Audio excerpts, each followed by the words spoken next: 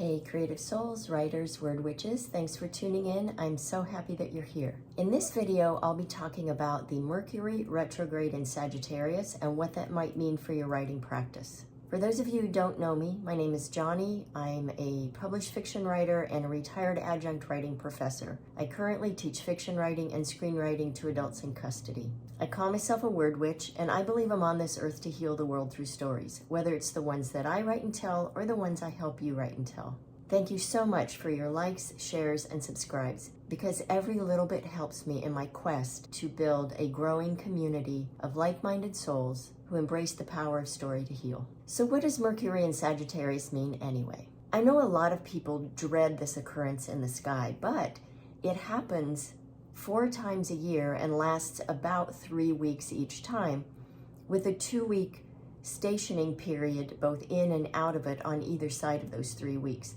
So it takes up a lot of time in our lives. It's a very common occurrence. So first, if you don't know what Mercury retrograde is, it is when Mercury, the planet of communication, appears to come to a standstill and start to spin backwards in the sky. And then after that 3-week period I mentioned, it will station again and appear to sit still before it starts moving forward again. It's not only about communication either. It's about our thought processes. It's about learning. It's about how we express ourselves with words and in writing. So it's a really big deal for us writers to really get a grip on the energy around Mercury retrograde and learn how to use it for our benefit. And I myself, I have come to love it. I think it's a time for us to slow down, step back, reconsider, revise, rethink, because we can't always be on this one-way train of moving forward all the time, every day. It's also said that during a Mercury retrograde, we can expect slowdowns with our devices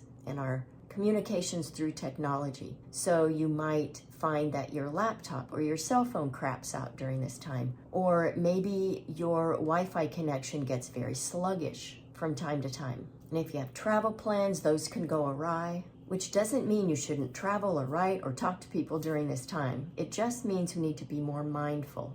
Mindful is the key word, and being willing to slow down and redirect if we need to. Depending on where Mercury is in your chart, it will affect you in a very particular way. So there are generalizations we can make about Mercury retrograde in a particular sign, and then you can also get more specific if you look at your own chart and see where Sag is in your chart, for example. It also isn't uncommon for people to show up, people from the past, to show up again, to come back around, to say, hey, what are you doing? And in fact, this happened to me today, this morning. I got a message from someone that I had lost touch with, and I was very happy to hear from her. But that isn't always the case, right? We don't always want to hear from people from the past. Oftentimes they're in the past for a good reason. So people dread Mercury retrograde for all of these reasons. And we're also told, don't sign contracts during this time. Don't commit to anything new during this time. If it's something that you started in the past and you want to come back to it, that's a different thing. And so for some people, there's a sense that they need to kind of hold off on life. And we just can't do that. Considering how often Mercury goes retrograde, we cannot just stop living our lives. We have to keep moving forward. In fact, someone I follow here on YouTube, he's a tarot reader, his name is Chris Reck, and he believes that starting new things during a Mercury retrograde is a great idea because it will become very clear sooner than later whether it's a good thing or not. And so we can cut our losses sooner than later and not spend a bunch of time on something that isn't going to work. And like I said, I've grown to embrace Mercury retrogrades. I welcome them. They're not always easy. Some are easier than others. And again, depending on the placement of the sign that they're in your chart. But I really value what it offers us. And that is a time to step back and, like I said, rethink, reconsider, revise, redo. And so it really presents us with this natural kind of ebb to the flow of life. Because like I said before, we can't just be on this fast-moving one-way train without taking a break. We're not built that way. We don't function well that way. And so value this time as a time to take a breath and slow down, even if only in your mind. If you can't control the exterior in your life and if it's chaotic, do your best to ride this wave of this slowdown that can very well present complications. But just know that whatever complications come up, they will pass, they can be unraveled and worked through. And this applies to a writing practice as well. And I'll talk about this in a bit. So what does it mean specifically when Mercury goes retrograde in Sagittarius? Now, Sagittarius is a fire sign. So think about the fact that here we have this planet of communication slowing way down, getting kind of sluggish, giving us this opportunity to rethink and redo. And then it's in fiery Sagittarius. And fire signs are all about moving forward, getting things done. And Sag is about sparks of intellect, sparks in ideas, new thoughts. So how do we reconcile that with writing? When this planet of communication appears to go backwards and slows things down, it can feel a bit like walking through quicksand. With this happening in Sag, we might get these new sparks of ideas, new insights about something new we want to start, and we get very excited about it. And at the same time, there's this tension of being somewhat slow and sluggish. And so we might start new things during this time that just can't get off the ground. And this can feel very, very uncomfortable unless we know what we're working with so that we can work with it. So there's no harm in starting a new project during this time, even if you don't think you can follow through with it. And I work with people sometimes who get stuck on this fear of the thing that they're doing has to be the thing that works, or they have to get it right. Otherwise, they're wasting valuable time. It's almost like they can hear the clock of their life ticking away. And oftentimes these people are much younger than I am, much, much younger than I am. And they have this fear that they're going to waste valuable time in their life. But the creative process does not work like that. It doesn't work on a straight A to Z timeline. It's messy and chaotic and all over the place. And we have to let it be that way. And especially during a time like this. So it's okay to start something now. And then down the road decide it wasn't the right thing. Because everything that we start, every creative project we start, if it doesn't work out, it's a stepping stone to the next thing. It's just part of living. It's like having friendships and relationships that don't work out, whatever that means. Not everything is meant to last forever. And so valuing what it gave us in that period of time that it was around is the most important thing we can do for a writing practice. You aren't bound to finishing every single idea that drops down into your brilliant mind. You just have way too many. And just keep in mind, every so-called failed attempt is a stepping stone to the next thing. And we need that. We need those things. That's what keeps our writing practices solid and stable and moving forward and evolving on their own. A writing practice is like the bigger life that it sits within. It evolves over time, and it can't remain the same forever and ever and ever. And neither can every project we start remain consistently good or valuable or valid. So one thing that Mercury retrograde in Sag can do is delude us into believing that this new idea we have is like the idea. We're going to write the next great American novel with this idea. We're going to write the screenplay that gets optioned and becomes a hit. So it's really important to remember that this fiery feeling that you might get during this retrograde, thanks to Sagittarius, it's your inner creative fire being rekindled. Maybe it's gotten dimmed because your life has gotten so chaotic and your writing practice has fallen by the wayside. That happens. Or maybe you've stalled out on a project and you're getting distracted by new bright ideas over here. Just let this time rekindle the creative fire inside you and just let it have its way with you. See where it takes you and be okay with whatever comes. Sometimes we ease up on our writing because our light gets dimmed. Maybe you've been sending a story out for months and you haven't gotten a solid yes yet. Maybe you've gotten a few, hey, not this one, but send us something else. I've been getting a lot of those recently with one particular story. And so I'm trying to sort out, and this will be a good time for me to go back to that story again and see maybe what it is that's not hitting quite right. And that can be demoralizing, but it's either that the people you're sending it to have shitty taste, that's a possibility. Maybe they've had a bad day when they read your story, or maybe there is something in the story that needs to be tweaked just a little bit. So it's all a gift. And maybe some shitty person made a mean comment about something in your writing that hit you in your weakest place, and it really kind of leveled you. During this time, use this fiery Sag while we're in this kind of holding period to rekindle your belief in yourself and build up your confidence and get back on the horse and get going again. So find that spark and show yourself some grace, because false starts are perfectly okay. In fact, they're essential to the creative process. Just cut yourself some slack and be kind to what comes. And I would also say use this time to get really clear about what your passion for the written word is all about. What is your why? Why do you want to write? Why do you want to be a writer? Why are you a writer? Why are you working on this particular project? And this is a question I go much deeper with in my Alchemy of Writing course. Because when we know our why, we're more likely to keep going, even when the going gets tough. And the more we do that, the more we can see the creative process in action and how solutions do come to problems that arise. Then we build this kind of faith around it. And we know this is just a bump in the road. And Mercury retrograde in general can definitely make the going feel tough sometimes. So what's the upside to Mercury retrograde in Sagittarius, in addition to finding your inner creative spark and having the opportunity to go back and rethink things? Well, it's a great time to step back and look at the big picture of your writing life. Think of yourself for a moment as being a director in a film. You've given direction and now you're sitting off on the side, watching each actor deliver their lines. You're watching all the actors in the scene work together. You're noticing how the cinematographer is framing the shot and capturing the shot, and you're evaluating what's happening. And so in that scenario, you have the right and the ability to say, no, let's redo that. And you tweak that here, you tweak that there. Let's frame it a different way. Let's change the lighting, right? Or imagine that you can look down on your writing life like an aerial view of your writing life. Imagine that you're maybe paragliding, right?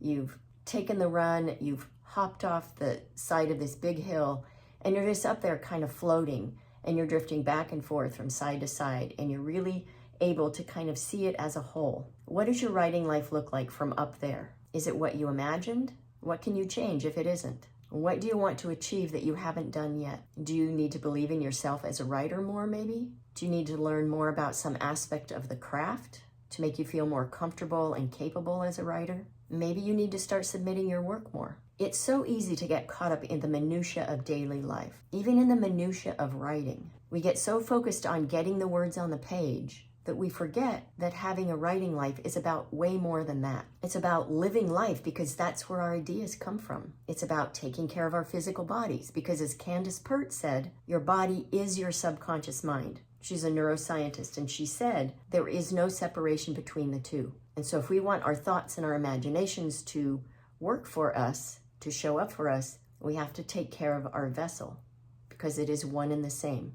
Many writers swear by their daily walks. They say that walking is part of their writing practice. There's something about being ambulatory that allows the ideas and solutions to creative problems to come, to rise up to our awareness so that we can put them into action. Having a writing practice or living a writing life is also about giving our minds time and space to think, to dream.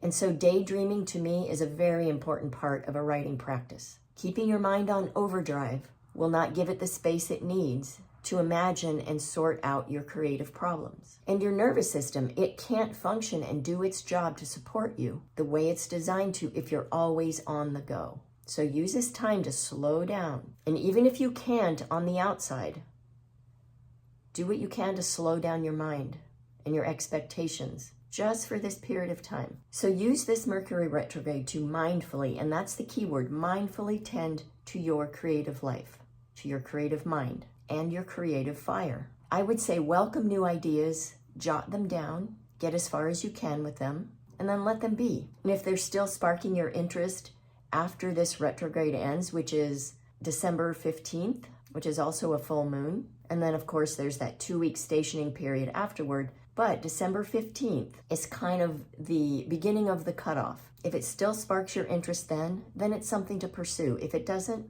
let it go. Thank it for being a stepping stone to something else. You may not even know what, but it will be. Or if you're working on a bigger project, like a novel or a short story collection, ride this wave of what I'm thinking of as fiery reconsideration. And it's much like, I think, for writing and our characters, like what I mentioned earlier about people from the past showing up again, coming back into your life. And the same could happen for you now during this retrograde with your love for a project that you kind of sidelined at some point. It might show up again with some force and say, hey, it's time to work on me now. And you might have some breakthroughs around it. Or if you've been having a hard time really dialing in a character and figuring out what she wants and why, this could be an excellent time to get clear about that. So this retrograde means being able to look at the bigger picture, the bigger plan, and not getting caught up in the details. Just for a few weeks. It's a perfect time to focus on and allow the unfolding or the exploration around a project or a character. Even if it's a character that you've been working with for a while, there very possibly, very likely are things you still don't know about her. It's like meeting a new person. You don't know everything about everyone that you've met. We all have things that we haven't shown to everyone in our lives. And so let your characters come through now with things that you don't know about them or haven't considered about them.